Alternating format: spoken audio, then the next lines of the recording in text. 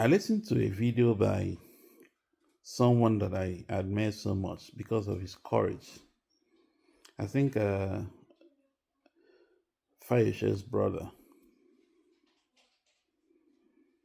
and he kind of made some very uncomplimentary remarks about Igbos. I felt very concerned and disturbed because internally I've held these views that there are three major tribes in Nigeria: Igbos, Yoruba, and the Hausas, or what do you call the Hausa Fulani. And amongst these three tribes, the Igbos are the only ones who do not understand how Nigeria functions. And that's why, at every point in time, they have always been the victim of the Nigerian establishment.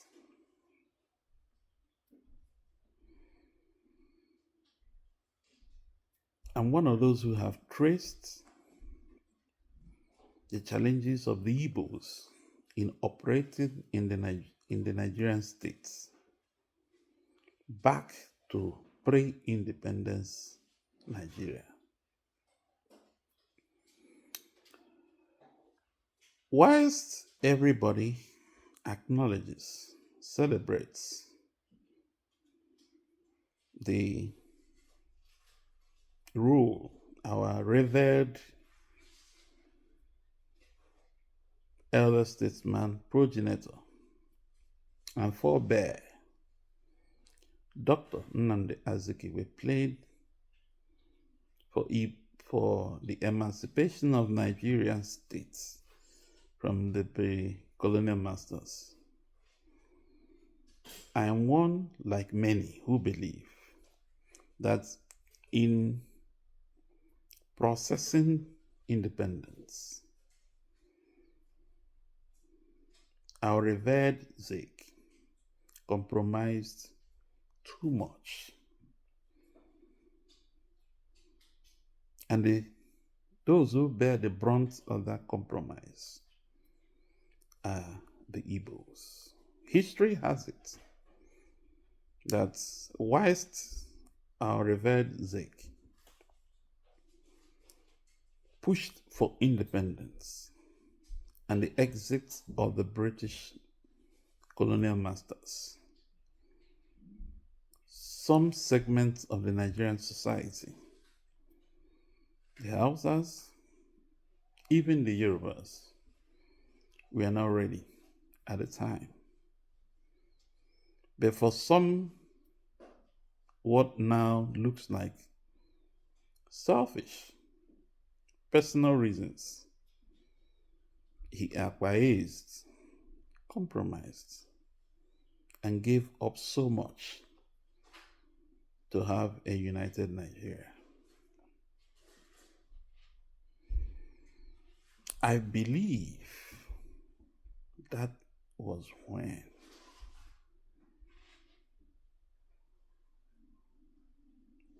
Igbo interest was put on the altar for sacrifice.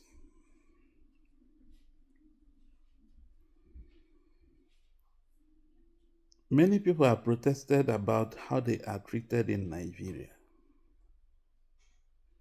In 1967, then Colonel Ojukwu declared the Republic of Biafra because of what he described as calculated annihilation of Igbos. We had a civil war. A lot of people blame Ojukwu. In 1970, it ended with a declaration of no victor, no vanquish. I had a privilege to work directly with Ojukwu when we formed APGA, I played a very major role.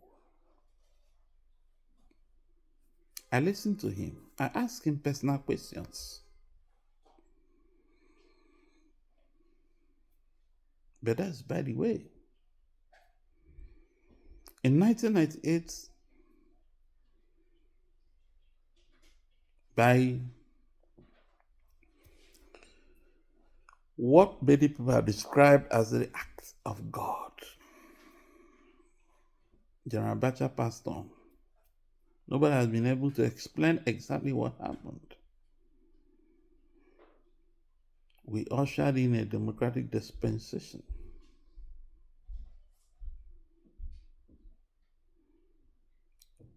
In 1999 election, Nigerians were forced, or there was an orchestration to vote either one Olu or the other Olu in a way to compensate the West for what happened in 1993, where it was acclaimed that Chief MKO won the general election.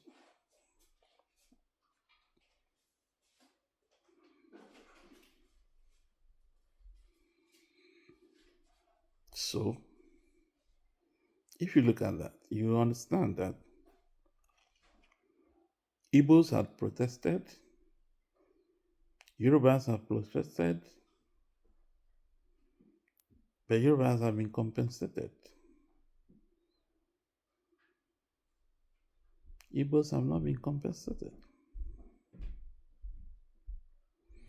Between 1998 and 90 dates, Yoruba race have produced 2 elected presidents and elected vice presidents. The Hausas of Fulani, House of Fulani, have produced 2 elected presidents,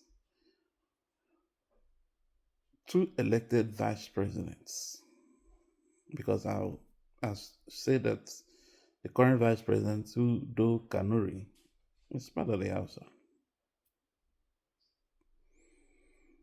In 1998, Igbo started out from number 3. Today, the Igbos are number 6. That tells a story.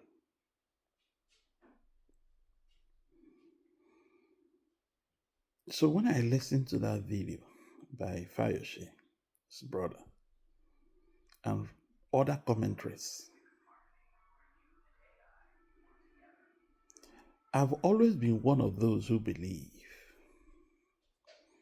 that maybe our challenge, our struggle as Igbos began with our revered forebear, Dr. Nnamdi Azikiwe. In a way, he gave up too much. He compromised too much of our interests, our rights, to forge a nation.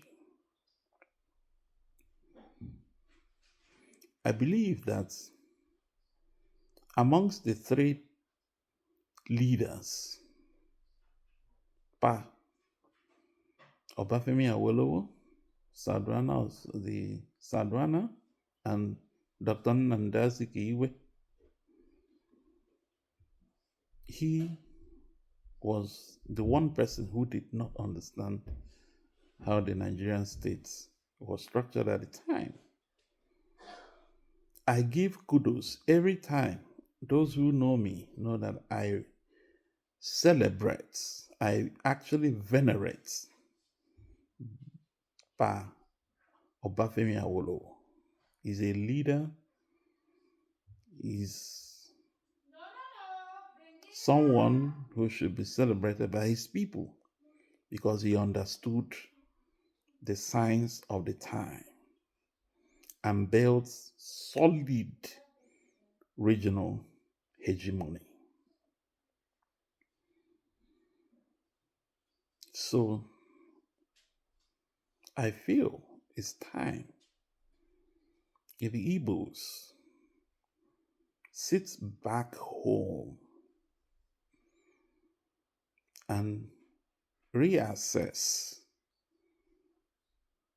their engagement with Nigeria as a country. It's not a reassessment that calls for violence, it's a mental reassessment. It's mostly an intellectual reassessment to ask fundamental questions.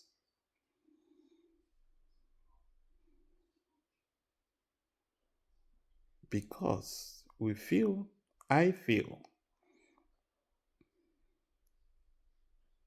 that kind of assessment is needed in Igbo land.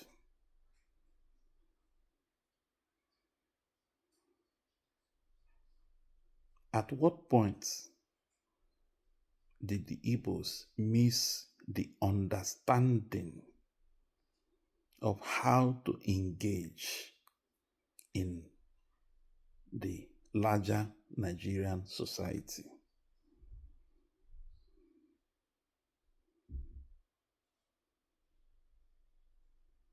Today, it looks like there's a bit of an understanding that power needs to move north and south. Power has gone to the north twice. Power has come to the south three times. Even the people we think are in minority to us, Igbos, Ijos, have had a shot at the presidency for a whole 5 years. Yet, since 1998 till today, not even a vice presidential slot have come to Igbos.